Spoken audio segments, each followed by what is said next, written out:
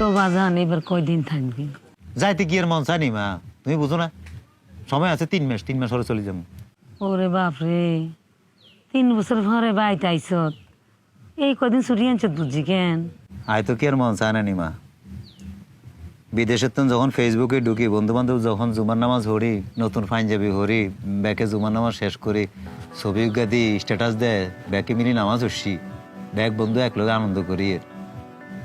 আর কি খারাপ লাগে না? আর কি ইচ্ছা করে না মা? খালি আর না গো মা, আমরা যারা প্রবাসে থাই আমাকে বেগ গুণের ইচ্ছা করে। এই যে বছরে দুগা ঈদ, ঈদের ছাঁদে সব সময় মার লগে থাকতে, পরিবারের লগে থাকতে খুব ইচ্ছা করে মা। কিন্তু কেন আইম কও? এটা তো আর এমন নয় যে নোয়াখালী আর ঢাকা বাসে উঠে গেলাম আর চলে গেলাম। টিকিট করতে হয়, টিকিটও পাওয়া যায় না সময় মতো। হাইলে সেই সময় আবার ঈদও থায়, ঈদের সময় আবার গ্যাঞ্জাম থায়।